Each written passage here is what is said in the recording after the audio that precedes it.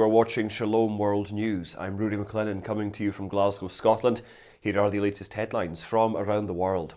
Pope Francis has renewed the Council of Cardinals, also known as the C9. This comes after the mandate of the previous council expired. The members of the new council are Vatican Secretary of State Cardinal Pietro Parolin, Fernando Vergez Alzaga, who is President of the Governorate of Vatican City State, Archbishop of Kinshasa, Cardinal Fridolin Ambongo, and Cardinal Oswald Gracias, Archbishop of Bombay. The others include Archbishop of Boston Sean O'Malley, Juan Jose Omeya, Archbishop of Barcelona, Gerald Lacroix, who is the Archbishop of Quebec, and Jean-Claude Hollerich, the Archbishop of Luxembourg. The final member is Sergio da Roca, Archbishop of San Salvador de Bahia. The statutes guiding the Institute for the Works of Religion were also renewed on Tuesday, March the 7th. The changes are intended to bring the statutes in line with the new Apostolic Constitution Predicati Evangelium. They include 5-year mandates, with the possibility of renewal only once, and a simpler governing structure with roles more clearly defined among the various offices to avoid overlap or duplication of activities. The Vatican Secretary of State, Cardinal Pietro Parolin, has called for the regularization of migratory movements so that tragedies such as that in Cutro in southern Italy do not happen again. He was meeting journalists on the sidelines of the inauguration of the Chair of Welcome in Sacrofano near Rome. The prelate was referring to the Cutro shipwreck that cost the lives of 71 people, including 16 children, on the 26th of February. On Sunday, 5,000 people attended the Stations of the Cross at Cutro. Archbishop Angelo Raffaele Panzetta and Mustafa Achik, the imam of the Cutro Mosque, walked side by side while praying for the souls of the victims, the majority of whom were of the Islamic faith. On Tuesday, a group of Catholic bishops paid a visit to death row inmates at San Quentin Prison in the US state of California. The prisoners are awaiting transfer to other prisons as a result of the state ban on executions. The prison visit by Bishop Oscar Cantu of San Jose, Archbishop Salvatore Cordileone of San Francisco, Bishop Jaime Soto of Sacramento, and Bishop Michael Barber of Oakland was organised by the California Catholic Conference. In 2019, Governor Gavin Newsom imposed a moratorium on executions and ordered the closure of the execution chamber at San Quentin Prison near San Francisco, which dates back to the 19th century. California aims to move 671 death row inmates, 21 of whom are women, to high security units at other prisons. The state's death row is the largest in the country. The Pope's Lenten initiative, 24 Hours for the Lord, will take place from Friday, March the 17th to Saturday, March the 18th. Instead of being held at St. Peter's Basilica, the Holy Father will preside at this 10th edition of the event at 4:30 p.m. local time in the parish of Santa Maria della Grazie al Trionfale in Rome. The Holy Father will begin with the customary penitential liturgy. In addition, he will hear the confessions of some of the faithful. 24 Hours for the Lord is held in the run-up to Easter, giving pilgrims and believers the chance to stop at any time for adoration and for confession. The report Nigeria, a bleeding wound from the Pontifical Foundation Aid to the Church in Need features 26 testimonies of Christians who have been victimized by Islamic extremism. The accounts were gathered in Maiduguri, Makurdi and Owo in Nigeria.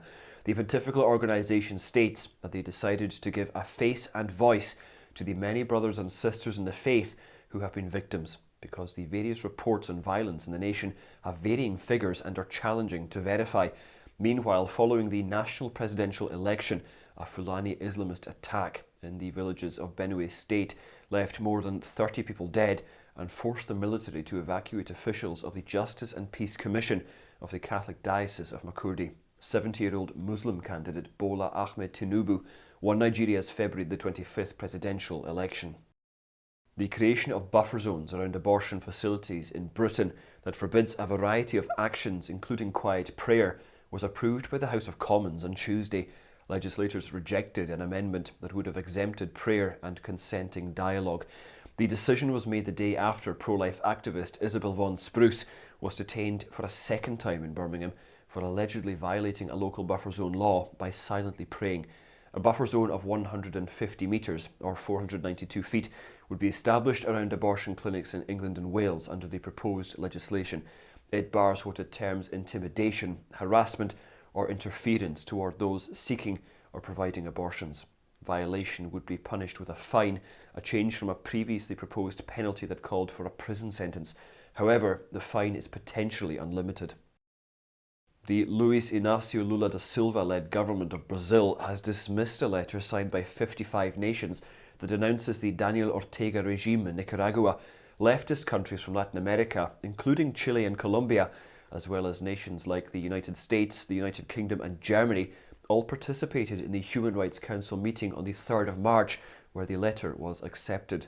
According to the ambassador in Geneva and Switzerland, Brazil announced its intention to initiate a dialogue with the government of Nicaragua on Tuesday and before the United Nations. The envoy from Brazil has urged a constructive approach, which would entail starting a conversation with dictator Daniel Ortega and all the key players of his regime. The World Youth Day Foundation Lisbon 2023 and the World Prayer Network of the Pope have signed a collaboration protocol in the Portuguese capital. This will now allow the Holy Father's official prayer application, Click to Pray, to be one of the prayer platforms of World Youth Day this year, as happened in the last edition of the major youth gathering in Panama in 2019. Click to Pray will publish 3 daily audio and text meditations between June the 30th and August the 6th, so that young people from all over the world can pray. The app will be available in Portuguese, English, Italian, French, German and in Mandarin. It can be used not only by the young people present, but also by those who cannot participate in person and want to be spiritually united to World Youth Day. Users will also be able to place their prayer intentions on the Click to Pray intentions wall. Bishop Alphonsus Cullinan of Waterford in Lismore in Ireland has announced a year of vocations to the diocesan priesthood. It will begin next month with the theme Taking the Risk for Christ. The bishop said the key objective of this year of vocations is to start conversations within families, with priests and in parish communities on the beauty of the vocation to the priesthood. The year-long awareness campaign will open on the 25th of April, that being the feast of St. Mark the Evangelist. A special conference entitled Evangelization and Vocation will also be held in Maynooth. April the 30th also marks the 60th anniversary of the initiation of the annual World Day of Prayer for Vocations, instituted by Pope Paul VI in 1963 during the Second Vatican Council. After several hours of debate, the Arkansas Learns Bill was finally approved by the State Senate on Tuesday afternoon by a vote of 26-8. The bill first cleared the House last week and will now move to Governor Sarah Huckabee Sanders' desk to be signed into law. The Governor referred to the proposal as the biggest, boldest and most conservative education reform in America and said it would serve as a blueprint for the nation. Senate Bill 294 has received a mixed response from local politicians, education leaders, students and others in the state after the Governor first laid out the long-awaited plan in early February. The bill plans to address several issues, including staff pay, school choice, school safety and measures against indoctrination. On Monday, over 500 people gathered at the California state capitol to take part in the 3rd annual March for Life through downtown Sacramento. Speakers including Lila Rose, who is the co-founder of the anti-abortion charity Live Action, and Republican Assemblymember Jim Patterson, compared fighting against abortion in California to a calling and a mission from God for activists involved. Monday's rally began minutes after Governor Gavin Newsom tweeted that California would cut ties with the retail pharmacy Walgreens, which said it would not distribute mifepristone, one of 2 pills needed during a medication abortion in 20 Republican-led states. A human rights group operating in China is saying that religious believers in a large Chinese province are now obliged to register on a government app to attend worship events.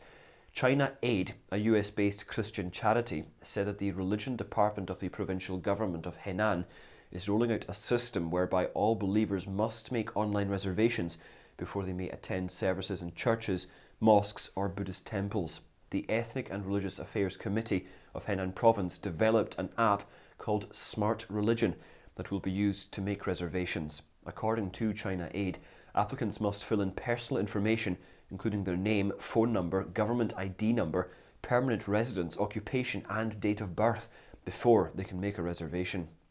The French government had set a 5-year deadline for Notre Dame Cathedral in Paris to be rebuilt after the fire on April the 15th in 2019 destroyed its spire and roof. Now, according to French Army General Jean-Louis Georgelin, who is the site's commander, the faithful and tourists will will once again be able to gain access to the site by the end of 2024. The initial phase of the reconstruction project, which involved more than 200 different organisations, consisted of cleaning and safeguarding the site and started about 24 months after the fire.